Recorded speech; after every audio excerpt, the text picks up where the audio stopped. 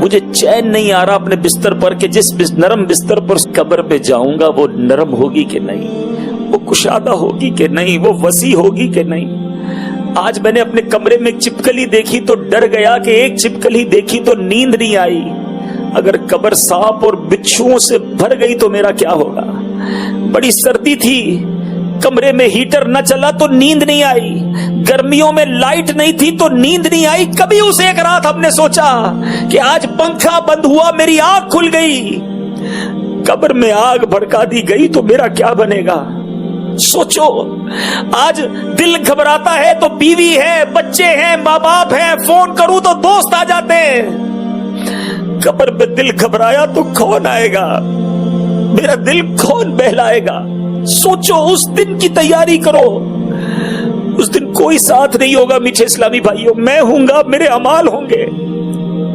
اگر گناہ نافرمانیاں ہی کی ہوگی تو کیا کروں گا قبر میں، کچھ تو لے جاؤ ساتھ، نیکیاں کرنی ہے، کچھ تیاری کرنی ہے، قبر کو روشن کرنے کا سامان کرنا ہے۔ آؤ میٹھے اسلامی بھائیوں، یہ دعوت اسلامی کا مدنی ماحول بڑا پیارا مدنی ماحول ہے۔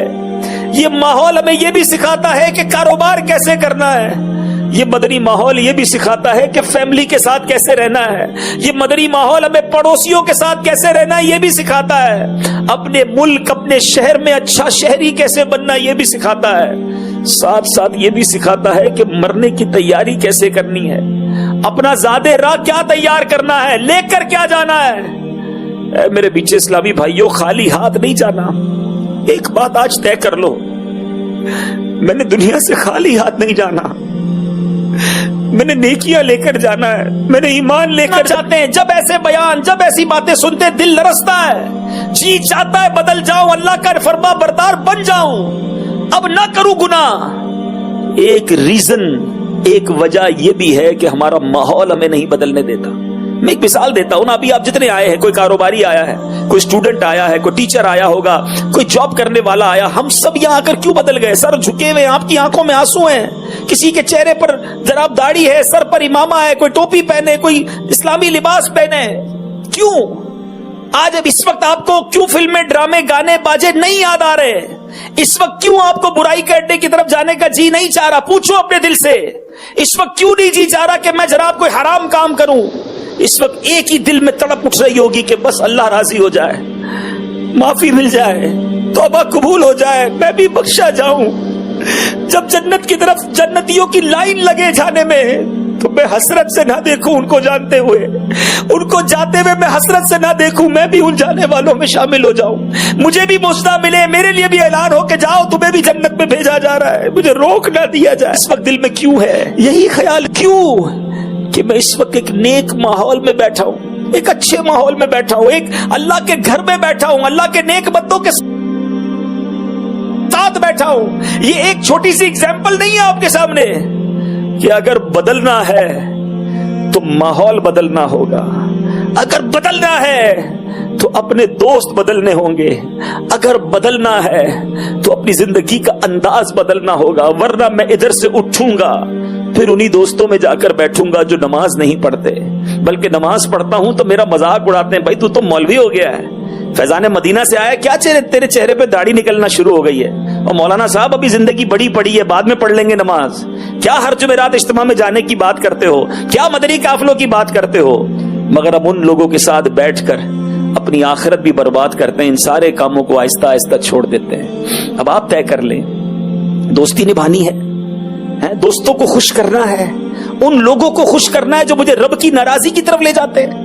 یاد رکھو، روایتوں میں آتا ہے دوست وہ ہوتا ہے جس کو دیکھ کر اللہ یاد آ جائے۔ ہے کوئی دوست ایسا آپ کا، آپ کے شہر میں، آپ کے وطن میں، آپ کے محلے میں، کہ جب میں اس کے پاس جاؤں مجھے اللہ یاد آئے؟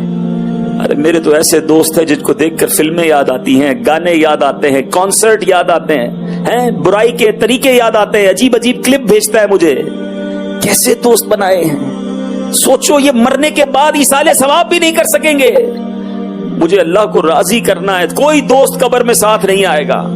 تو ایک وجہ یہ بھی پتا چل گئی میٹھے اسلامی بھائیوں کہ ماحول نہیں بدلنے دیتا، اچھا ماحول بدل کر رکھ دیتا ہے. شیطان ہے نا, کہیں نہ کہیں اٹکا دیتا ہے, کوئی نہ کوئی سوئی اٹکا دیتا ہے. کسی کو رحمت کے آسرے پر گناہ کراتا ہے, کسی کو مایوس کر کے گناہ کرواتا ہے, کسی کو لمبی امیدیں دلا کر گناہ کرواتا ہے, اور کسی کو جناب کہتا ہے ابھی تو تھوڑے دنوں بعد ایسا کر لیں گے. نہیں, ابھی رائٹ اوے, آج بدلنا ہے.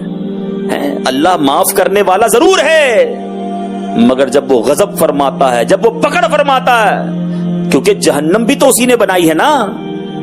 سارے مسلمان یقیناً جنت میں جائیں گے, لیکن سب سے پہلا مرحلہ تو ایمان لے کر قبر میں جانا ہے نا. گناہ کرتے رہے کرتے رہے کرتے رہے, اور اگر اللہ نہ کرے مرنے سے پہلے ایمان ہی لے لیا گیا تو پھر کدھر جاؤ گے. میں آپ کو نبی پاک کی ایک حدیث سنانے جا رہا ہوں. حدیث پاک کا مضمون ہے کہ انسان 4 قسموں پر رہتے ہیں, 4 طریقے پر رہتے ہیں. نمبر 1, کچھ لوگ غیر مسلم ہی پیدا ہوتے ہیں, کفر والی زندگی گزارتے ہیں, اور ان کا خاتمہ کفر پر ہی ہو جاتا ہے. کروڑوں ایسے لوگ ہیں جو ایسے ہی رہتے ہیں, جو غیر مسلم پیدا ہوئے غیر مسلم ہی مر گئے. دوسری قسم, آقا فرماتے کچھ لوگ وہ ہوتے ہیں جو مسلمان پیدا ہوتے ہیں, اسلامی زندگی ہی گزارتے ہیں, اور مسلمان ہی مر جاتے ہیں. ہم اللہ سے دعا کرتے ہیں یا اللہ ان لوگوں میں ہمیں شامل فرما دے. ہم مسلمان پیدا ہوئے ہیں, ایمان والی زندگی گزار رہے ہیں, مولا ایمان والی موت عطا کرنا. لیکن جو تیسری اور چوتھی قسم ہے سنو, آقا فرماتے کچھ لوگ کفر پر پیدا ہوتے ہیں, کفر والی زندگی گزارتے ہیں, مگر ان کا خاتمہ ایمان پر ہوتا ہے. ایسا بہت سارا آپ نے دیکھا ہوگا, کئی غیر مسلم مسلمان ہو جاتے ہیں, ان کے نصیب میں ایمان والی موت ہوتی ہے. مجھ سے ایک واقعہ نہیں بھولتا, ہانگ کانگ میں ہمارے کچھ مبلغین دعوت اسلامی ہاسپٹل گئے ایک مریض اسلامی بھائی کی عیادت کرنے. جب عیادت سے فارغ ہوئے تو برابر والے بستر پر ایک 70 سال کے قریب بوڑھا غیر مسلم لیٹا ہوا تھا. وہ بڑے عجیب طریقے سے دیکھ رہا تھا, سر پر امامہ, چہرے پر داڑھی. یہ کون لوگ ہیں؟ اشارہ کیا, اسلامی بھائی اس کے قریب گئے. اس نے کہا آپ لوگ کون ہیں؟ اور اس نے کہا مسلمان ہیں. تھوڑی دیر بات ہوئی, اسلام کی دعوت پیش کی. اس کو اسلام اتنا پسند آیا کہ اس نے کلمہ بستر پر پڑھ لیا. 70 سال کی عمر میں غیر مسلم نے کلمہ پڑھ لیا. اور مزید دل ہلا دینے والی بات سنو کہ کچھ ہی گھنٹوں کے بعد اس کا انتقال ہو گیا. اس کے نصیب میں ایمان تھا, اسلامی بھائی ہاسپٹل پہنچ کر کلمہ پڑھا کر آئے. مگر اب چوتھی قسم سنو اور لرز جاؤ. پیارے آقا فرماتے کچھ لوگ مسلمان پیدا ہوتے ہیں, اسلام والی زندگی گزارتے ہیں, مگر ان کا خاتمہ کفر پر ہوتا ہے. کیا ہمارے پاس گارنٹی ہے کہ ہم ایمان سلامت لے کر جائیں گے؟ اے قادریوں, اے غوث پاک سے محبت کرنے والوں, 11ویں منانے والوں, سنو. پیرانے پیر, پیر دستگیر, روشن ضمیر, قطب ربانی, محبوب سبحانی حضرت شیخ عبد القادر جیلانی فرمایا کرتے, کتنا بڑا مرتبہ. علماء کہتے آج بھی کسی کو ولایت ملتی ہے تو غوث پاک کے در سے ملتی ہے. مگر غوث پاک فرمایا کرتے لوگ کہہ رہے ہیں آج عید کا دن ہے, عید کا دن ہے. عبد القادر کے لیے عید کا دن وہ ہوگا جب اپنا ایمان سلامت لے کر دنیا سے چلا جائے.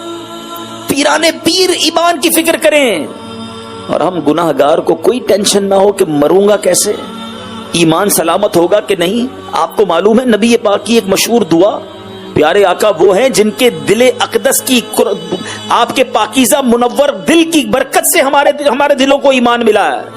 مگر آپ کیا دعا کرتے, یا مقلب القلوب ثبت قلبی علی دینک, اے دلوں کو پھیرنے والے میرے دل کو اپنے دین پر سلامتی عطا فرما. آقا دعا فرماتے میرا اور آپ کا حال کیا ہونا چاہیے تھا, ہمیں تو فکر ہی نہیں ہے.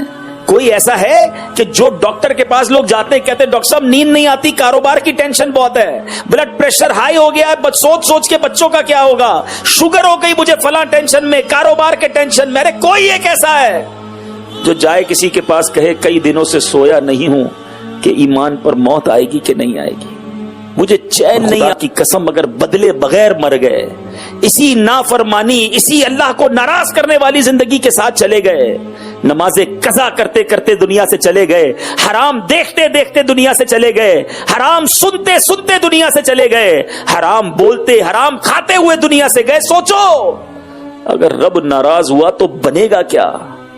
قبر میں جس کے کیڑے مکوڑے ہوں گے کیا بنے گا؟ آج ہمارے اوپر ابھی کوئی کیڑا گرا دے ہم فوراً اٹھ جاتے ہیں, کوئی کہتا ہے یار پیچھے آپ کے کیڑا ہے, ہم فوراً کھڑے ہو کر جھاڑنے لگتے ہیں. مردے کی آنکھ اور ناک اور کان میں کیڑے جائیں گے وہ ہاتھ بھی نہیں لا سکے گا. سوچا وہ تکلیف, وہ وحشت کیسے برداشت ہوگی؟ کیوں توبہ نہیں کرتے؟